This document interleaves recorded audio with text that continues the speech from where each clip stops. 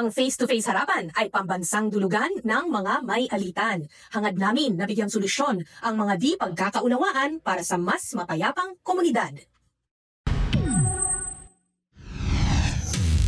Energy!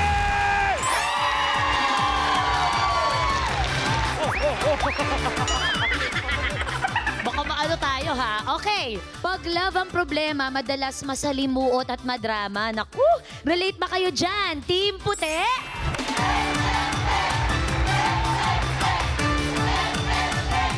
Paano naman kung bisyo raw ang dahilan?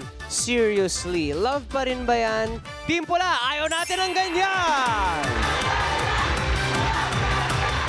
Ito po ang show na galit sa mga karelasyong mapanakit. Ito ang Face to Face Harapan!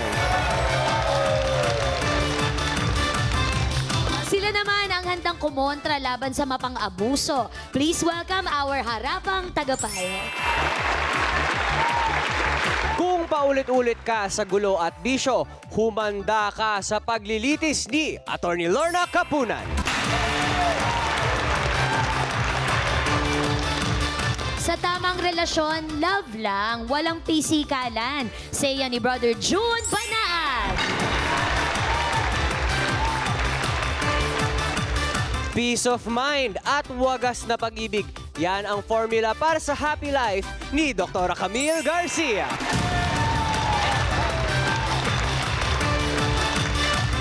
Siya naman ang mananatili ang puso sa serbisyo. Ang maaasahang ate ng masa at nag-iisang Corina Sanchez Rojas! Ate Corin!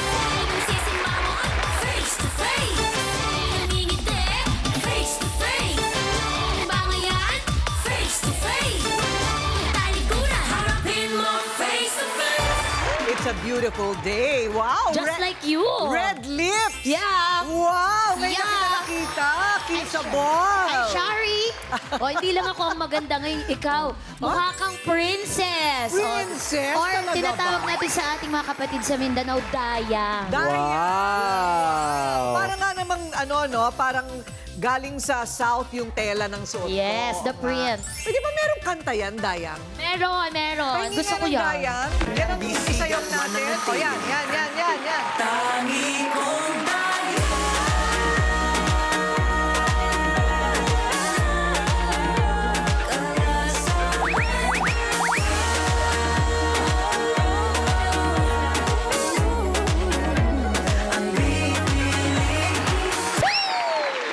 Pero ate ko rin nakakita din ako ng parang worthy din na maging dayang dito sa ating audience. Tingin nyo ba?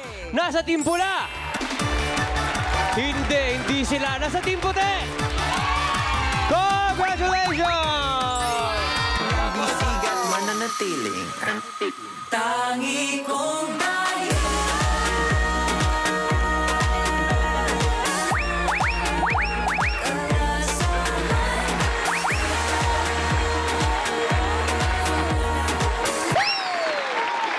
Okay!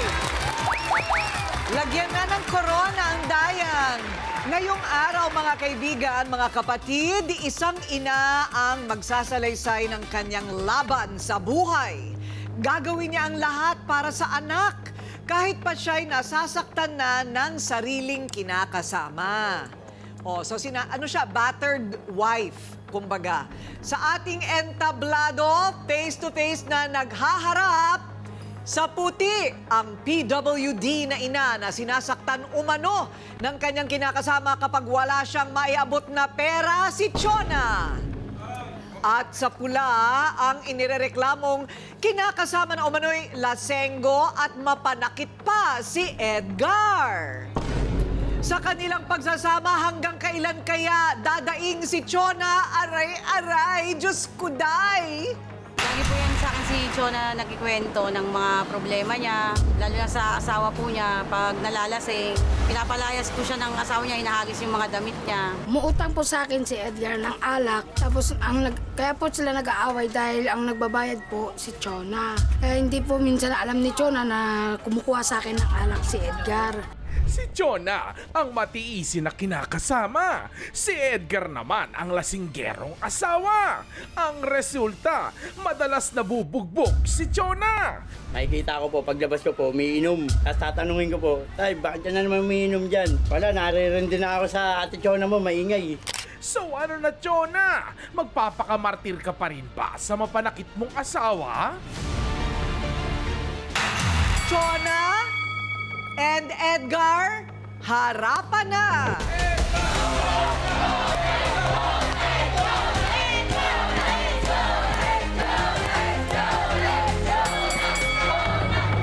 Okay, si Chona, matataguri ang PWD. Kasi ipinanganak ka na, Chona, na wala talaga yung isang mata, ano? Ha? So mula pagkabata. Opo, simula po pagkabata, inborn po. Ilang taong ka na ba? 46 po. 46. Ilang taong ka naman, Edgar? 57 po. 57. Matagal na kayo nagsasama? Tagal na po. Tagal na po. Matagal na gano, ilang taon? 16 years na. 16 years. Ilan ang anak? Dalawa po. Dalawa lang. Ay, mabuti naman. Hindi sumobra doon. Nakapagtapos. Yung meron, hindi pa po, yung meron pa akong grade 7. May grade 7 ka pa? Opo, yung ano ko po, panganay. Ah, ganun. Nagsama kayo ng matagal, pero kailan ka lang nag-anak? Tama ba? Okay, so grade 7, nag-aaral. Ay, no, naghinto po siya sa ngayon. Bakit? Ano po nahihirapan po kasi ako sa budget ko sa mababao po sa mga anak ko. Kasi Bakit? po, nandito po lagi pinapabawal po sa kanya. Eh, sabi niya sa akin, nag-umpisa po siya nagpasok pero minto po siya kasi nga po yung baon. Nahirapan po ako sa araw-araw po 100, tapos yung pulso ko po 70. Saan ko naman po kikitain niyo sa araw-araw, nalilimos na po ako. Hindi naman po ako kumikita araw-araw na malaki. Naku, naglilimos lang. Ilan ang pinapakain mo bale sa bahay? 3. Yung asawa, yung kinakasama mo, tapos 2 anak. Apo. Grade 7 yung isa. Yung isa po, naman, grade ilan taon? Grade 4 po. Grade 4. Nag-aaral yung grade 4. Nag-aaral, tuloy-tuloy po siya. Ay, kawawa naman, ano. Ganun talaga kapag kulang ang budget, isa lang ang napapaaral. Tapos pagka nakatapos, habol na lang yung isa.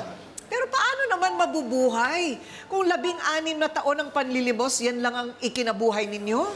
Ma'am, hindi ko po kasi kayang maghanap buhay sa katulad ko na PWD.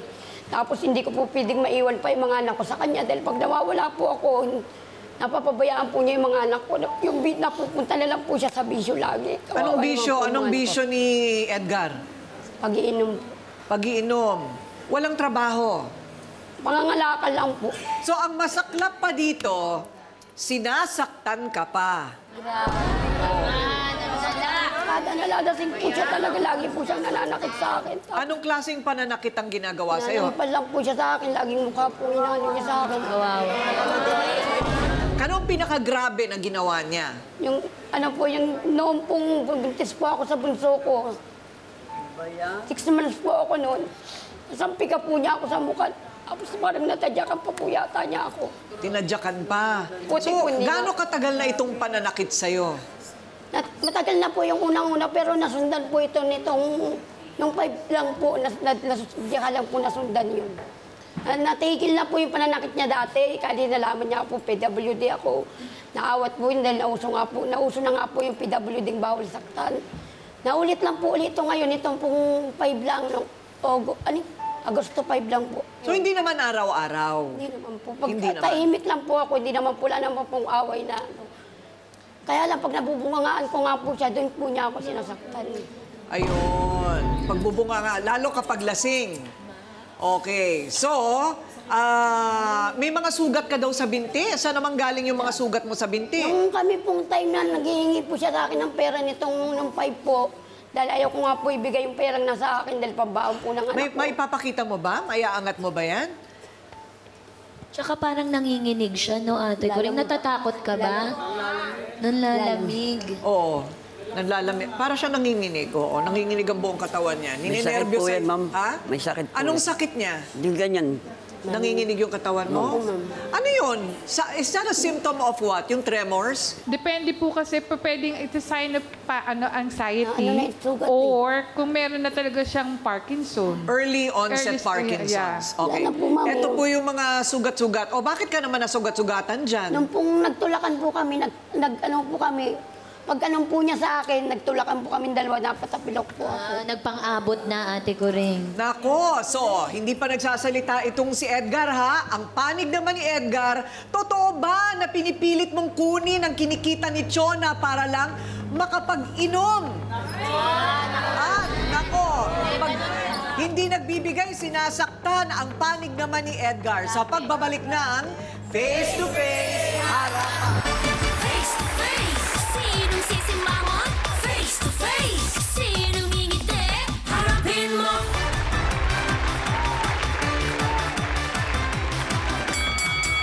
O eto na ang problema ng mag-asawa, yung isa PWD, bulag sa isang mata at siya po daw ay nanlilimos lamang para buhayin ang dalawa nilang anak. Yung asawa ay lulubog lilitaw ang kinikita sa pangangalakal at nananakit pa habang lasing. Yun ang tanong namin sa'yo, Edgar. Lasing ka nung hapon ng August 5. Natatandaan mo ba na nasaktan mo talaga si Chona? Hindi ko po alam. Hindi mo alam. Ano yung nag-blackout ka, kuya? Hindi mo maalala?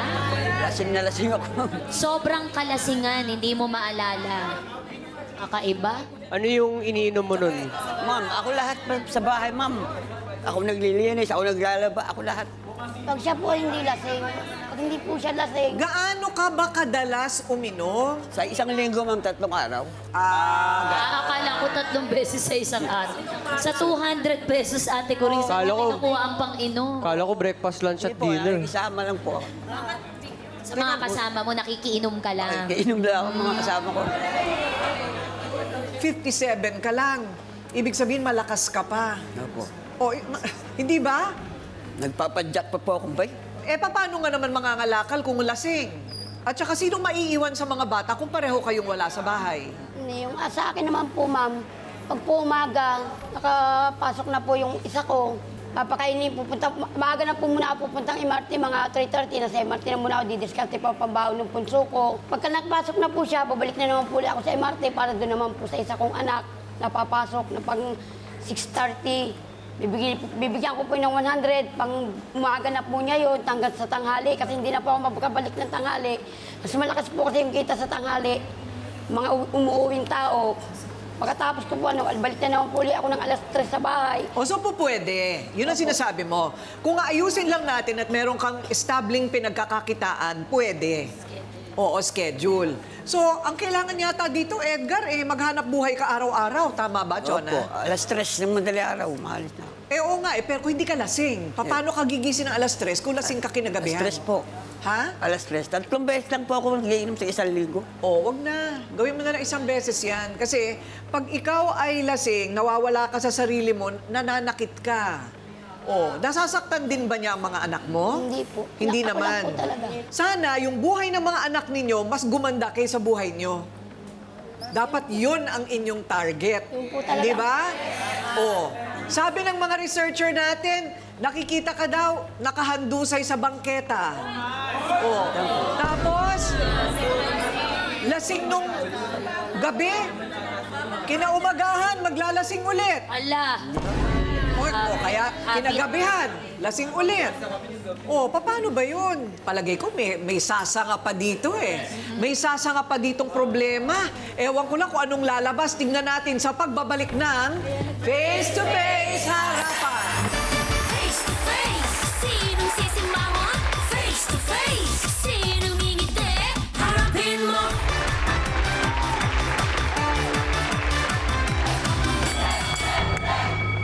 Eto ha. Alamin natin kung ano ang masasabi naman ng mga kakampi ni Chona at saka ni Edgar. Dahil tayo'y hindi nangusga At wala naman taong likas na sobrang sama. May mga dahilan ng lahat ng bagay. Okay? Siya raw ang laging taga-awat ng gulo at madalas siya rin ang sumasalo ng sapak at sipa. Tawagin na natin ang kaibigan ni Chona. Weng, humarap ka na.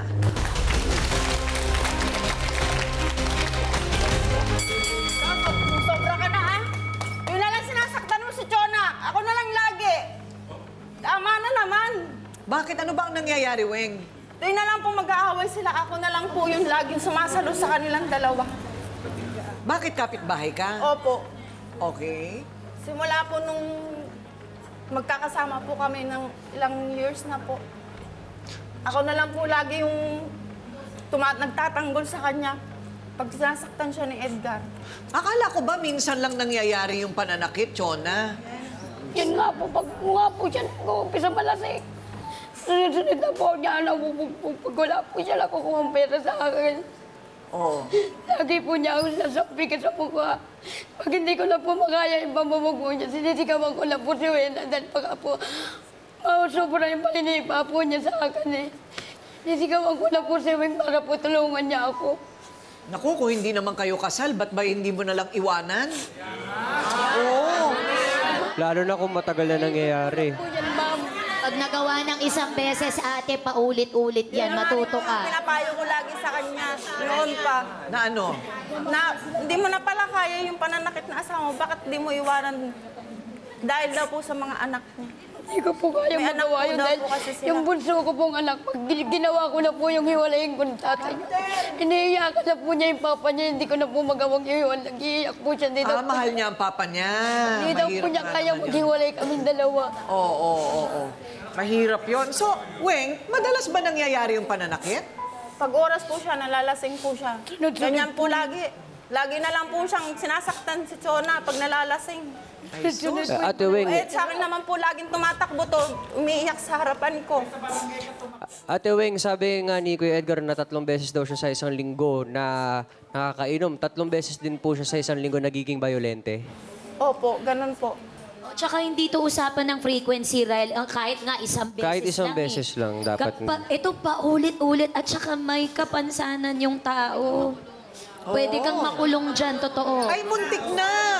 Alam mo, 8 years ago, na-blatter na yan dito sa ating mesa ng ebidensya, Ryle. Ayan, yung blatter. Na-blatter na po yan, ano? Kasi sinaktan ni Edgar si Chona kahit nung siya ay nagdadalang tao. Ay, okay. O, iba pa ito. Nakulong na po ako, Pero ma'am. na-blatter na yan. Nakulong po ako niyan. Nung hindi ko na po natiis yung sarili ko, pumunta na po. Ito lang yung kamakailan lang. Yan na po yung ni-blatter ko na po siya. Hindi ba maintindihan po ng mga anak ninyo kung gaano kalala yung sitwasyon? Hindi niyo po maipaliwanag? Panganay ko po, naintindihan po ng panganay ko, pero yung bunso po, doon po ako nahihirapan sa kanya. O, grade 7 na kasi. Sabi niya, ma, kung mawawala si Papa, hindi kaya.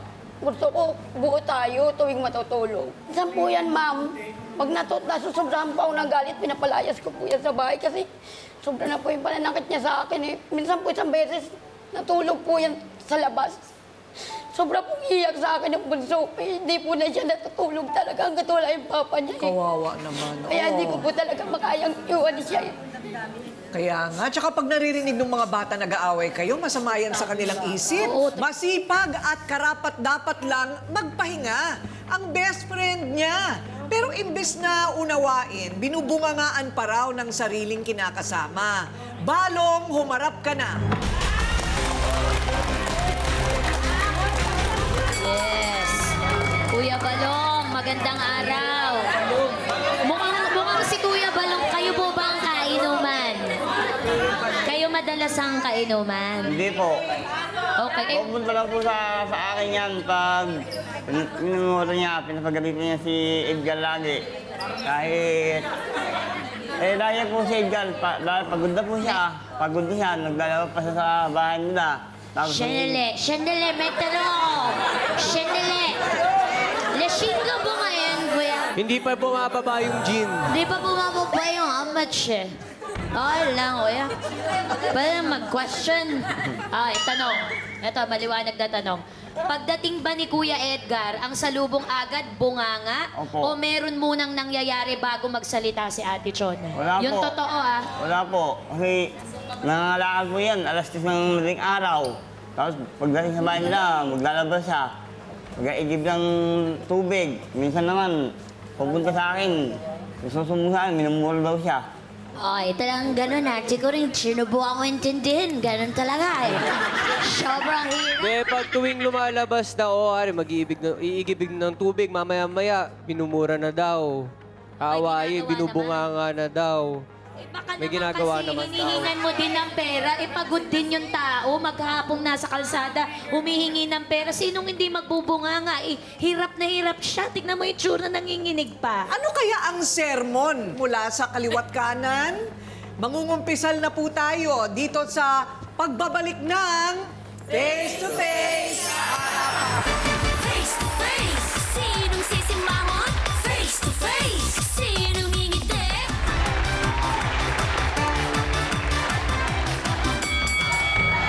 O'Reilly Tuesday, kung kayo paulit-ulit ng sinasaktan at hindi lang babae ang sinasaktan, pati mga lalaki sinasaktan, may lugar pa ba para sa second chance? Mamaya tatanungin din natin sa trio tagapayo, kapag ikaw may ganun, kaya mo pa bang magbago? Ako, Ate Kuring, by nature, mapagpatawad talaga akong tao eh. Kasi naaalala ko din, may lola ako na nagsabi sa akin, ang blessings, hindi papasok kung unang-una, wala kang pag-amin ng sarili mong kasalanan. At pangalawa, hindi ka marunong mag-forgive or magpatawad. So, sa sitwasyong ito, tingin ko merong pagmamahal eh. Kasi nung kinukwento ni Ate Chona, naiiyak siya. At hindi naman lagi itong ginagawa ni Kuya Edgar tuwing nakainom lang. Ang espiritu ng alak ang nagdadala sa'yo na gumawa ng mali, Kuya Edgar. Kung tatantanan mo lang yan, lahat magagawa nyo ng paraan bilang mag-asawa kasi mahal ka ni Ate Chona. Ate Tuesday. Okay, sa pula. Riley, ikaw. Ako, ate ko rin siguro, mapapagpatawad mo isang beses kung first time nangyari. Pero kung paulit-ulit siya, kailangan mo nang bumitaw. Kailangan mo nang bumitaw. Kasi hindi na magiging healthy kung nagsasakitan lang kayo, ate ko rin. Walang mangyayaring maganda. Kasi pwede namang maghiwalay muna, tsaka siya magbago, tsaka natin tingnan ulit, di ba? Kung magbabago Tawag siya. trial separation. Trial separation. O, tingnan natin, anong masasabi ng mga taga-pula? Siguro kaya uminom si Kuya Edgar dahil sa pagbubunganga mo, pwede naman pag-uwi niya, lambingin mo, para lalo siyang ganahan magtrabaho. Ganon, matanggal yung stress niya. Kasi sa pagsasama, kailangan palaging magkaisa. Ganon, para palagi yung blessing nandyan.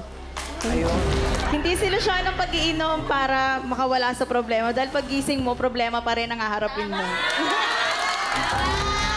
Thank you so much, Arwana Grande.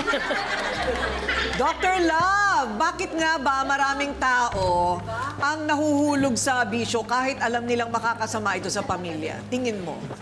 Kasi ate ko rin ayaw nilang gamitin yung utak, yung common sense. Merong sense pero hindi na common. Ito sisisihin natin si Edgar. Bakit ka nananakit, Edgar? Kaya lang siya nananakit dahil nakainom. So sino may kasalanan? Si Edgar. Edgar, tumingin ka rito. Tapatin mo ko. Proud ka ba sa ginagawa mo? Hindi po. Talaga? Hindi po. Bakit inuulit-ulit mo? Pag ano lang ako, may problema. Ano? Pag may problema lang. Ay, hindi tayo mawawala ng problema, kuya. Oo. 56 na taon ang asawa ko, kinakasama ko, kasal kami. Ni hindi nadapuan ang kamay ko sa muka. Marami kaming problema araw-araw, kuneo ka. Hindi katwiran yan. Kayo mga babae, pangarap ba ninyo, kayo? Bakit? Dr. Love? Pangarap ba ninyo na makatagpo ng lalaking makakasama nyo na sasampalin ng pagmumukha nyo? Ayaw! Walang katwiran, Edgar. Walang katwiran para saktan natin ang babae. Ipinagkatiwala ng Diyos ang tinamaan ng kulog na yan sa'yo para mahalin at paglingkuran mo, kambing ka. Hindi para saktan. Lagot ka. Ate ko rin, sa'yo na. Maraming salamat, Dr. Love. Ayan. Sa pool na naman. O ano, wala kang kaligtas-ligtas, Edgar? Oo, mapupuruhan ka talaga dito. Attorney Lorna, ano ang pwedeng gawin ng isang partner kung gusto na niyang umalis sa relasyon na mapang-abuso at masyado nang matindi ang bisyo ng kinakasama? Republic Act 9262, Domestic Violence Law yan. Kasi ang iniisip natin, yung violence physical. Hindi, ang definition sa batas ng violence, anim yan. Physical, emotional, psychological, verbal, mental, tsaka economic. Bago na ngayon, yung hindi nagbibigay ng suporta, dati civil case lang yan. File ka ng suporta. Ngayon, criminal case na yan. Yung partner o yung tatay na hindi nagbibigay sa mga anak, pwede nang kasuhan ng criminal case sa domestic violence law. Anong pwedeng gawin? Hindi mo kailangan ng abogado, hindi mo kailangan ang witness, ikaw mismo o kapitbahay mo o yung kasama mo, sila pwedeng maging complainant. Kasi ikaw battered woman syndrome ka eh. Merong now you love him, now you don't, no? Ganun yun eh. Ang ibig sabihin nun, may araw na mahal mo siya, may araw na hindi. Kanya, hindi ka matapang nang mag-file sa barangay. Punta ka sa barangay, ito, si Weng, no? Pwedeng siya ang mag-complain sa barangay. At immediately, sa mga barangay, meron kayong forms. Immediately, dapat fill in the blank yung forms ninyo. Forthwith. I-issue nyo ng forthwith yung barangay protection order na yan. Hindi kailangan ng hearing, kailangan lang ng complainant. 20 days yan. Oo. At pwede pang i-extend yan. Sa barangay, hindi kailangan mag-answer si Edgar, no? Immediately yan. Forthwith yan. Kung hindi naman kailangan ng kasi miski na magreklamo ka, every act of violence is a case. Ayan. Doktora Camille, ano ang mga red flag na dapat? Kasi ito nga iniisip ko, pipili ka na rin lang naman ang makakasama mo habang buhay. Bakit yung wala pang trabaho? Unang-una siguro, ito kasi obviously may physical abuse. At the same time, yung ginagawa na sinasabi natin na palagi, na every time na mag-iinom, merong nangyayaring hindi maganda kay Chona. Unang-una siguro, Chona, alam mo kasi yun ang mahirap eh. Ikaw yung willing victim ka eh. Gusto mo yung nangyayari. So, itong nangyayaring ito, ang tawag dito yung tinatawag nating trauma bonding. Ano ibig sabihin nun? Yung abuser, nakakaramdam ka rin ng affection. Akala mo kasi, dahil nagkakaroon ka ng dependency dito or masyado ka nang malapit dun sa pangyayaring ito, hinahanap mo na rin yung panggugulpe. Alam mo yun, kahit na ayaw mo, parang nasanay ka na eh. Kaya nagiging cycle yung abuse na to. Ang nakakalungkot, may mga babae na kahit na nakikita na itong mga red flags na to, Ate Kuring, hindi pa rin sila umaalis dun sa relationship. Dahil kasi akala nila parang sila pa yung may kasalanan. So siguro pagdating sa ganitong pagkakataon, hindi lang po kasi counseling ito ng isang beses or talagang may mga sessions involved. Kailangan ma-realize din ni Chona kung ano ba yung kahalagahan niya bilang isang babae. Dahil kasi nakakalimutan niya yun. Ayun. Tsaka hindi porket PWD, wala kang kakayahan.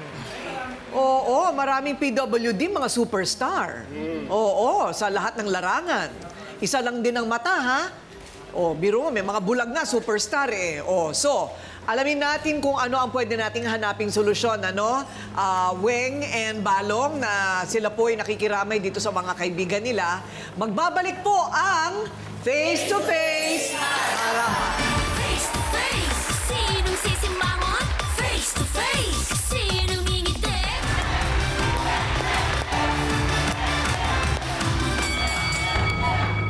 Okay, tatanungin ko muna. Kayo ba'y nagmamahalan pa? Chona, mahal mo pa ba si Edgar?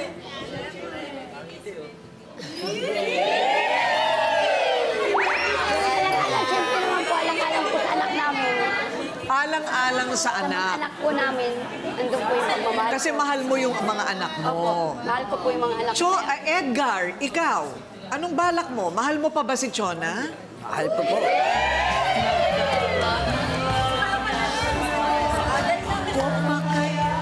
Ibigin mo kahit maputi na buhok ko. At wala na rin ngipin. Ayan. Sabi nga nila, bakit nga ba kung sinong mahal mo, yun pa ang iyong sinasaktan? Hindi ba, Edgar? Sa ngalan ng mga anak mo, na ayaw mag-aral nung isa, pipilitin natin mag-aral yon yung grade 7. So, kailangan mailihis natin ang kanilang kapalaran sa kapalaran ninyo, right? Okay, so kung nagmamahalan pa naman kayo, gawin natin ang lahat para magbago. Una, ipapacheck up namin kayong tatlo kasi itong si Balong parang... Ilishen, siya kausap ka na ata ko rin, manig ka. Parang nakatulala na lang manig ka. Naninilaw-nilaw na rin ang mata. Pwede bang ipacheck up ka na rin namin, ha? Pa-check up natin yung panginginig ng katawan mo, yung pananakit ng iyong mga kasukasuan. So, check up kasi kailangan malakas kayo para mabuhay ninyo yung inyong pamilya. Okay. Pipilitin natin ang anak mo na humarap sa barangay para bumalik sa eskwelahan. Kasi ayaw na daw mag-aral. Yung grade 7. Gusto na lang mag-ewan ko, nagbabarkada. Kasi nga, parating wala ang mga magulang, naglalasing yung tatay. So, kailangan bumalik sa pag-aaral si grade 7 hanggang makatapos ng high school man lang. Okay? Pagkatapos, ilalapit namin kayong dalawa sa TESDA. At pupuhunanan namin kung ano ang magiging hanap buhay na bagay sa inyo.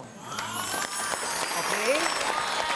Kasi ang gusto daw ni tatay, pagod na yung katawan, ipaarkila mo na lang yung trike mo, kikita ka pa. Inaarkila ko nga po yun. Kaya nga. Pero hindi pwedeng arkila, ikaw naglalasing lang.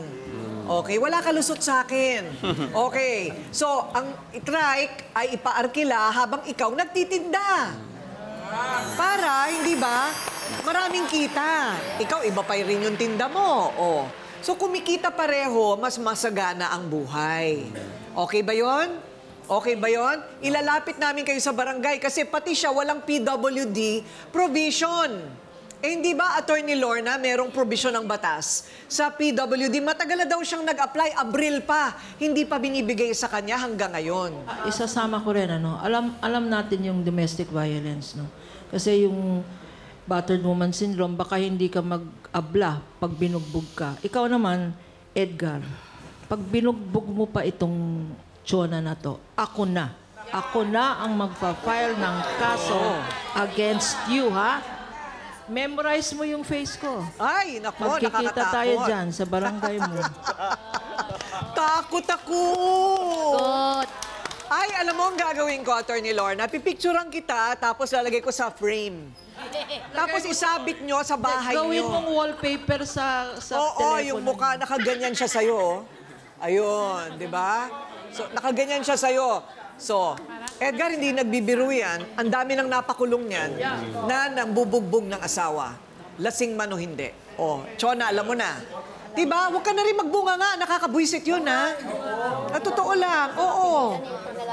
Basta magpalakas kayo ng katawan, tutulungan namin kayo sa negosyo, paaralin ng anak, umayos kayo sa mga ugali ninyo, ha? Okay, kung nagmamahalan pa kayo, patunayan nyo ngayon sa amin.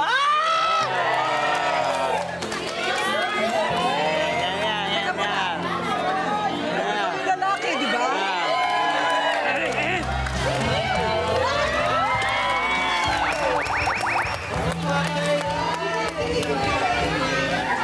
Ano ba yun? Para kang nanuklaw. Para kang ahas na nanuklaw. Di ba, no? Ganyan ba yan?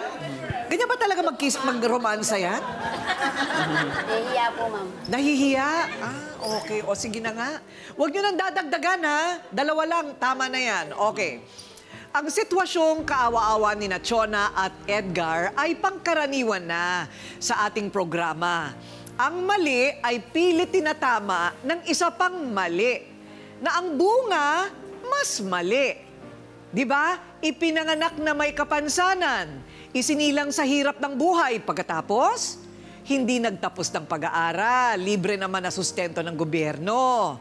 Tapos, makikiapid ng walang kasal. Tapos, mag-aanak pero wala namang establing kabuhayan. Tapos, maglalasing at mananakit. Tapos, magbubunga nga.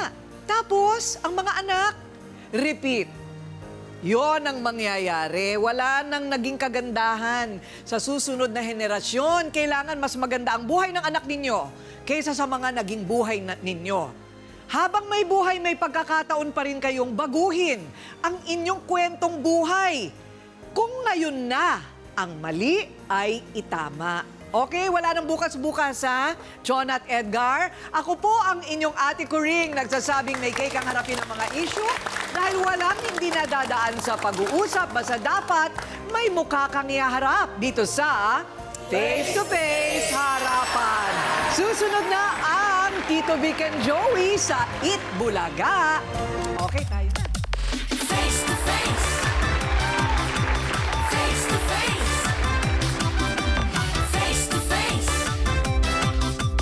Face to face.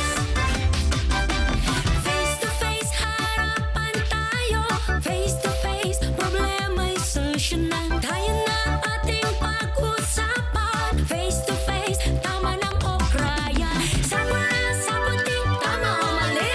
Galit, bati. Bawat panig ating pakinggan. Ang mga gusot ay may kasagutan. Face it, face up. Di ba sadyang makulay ang mukha ng buhay? Tayo'y magharapan sa bawat katanungan. Aminan, awayan, isaayos na.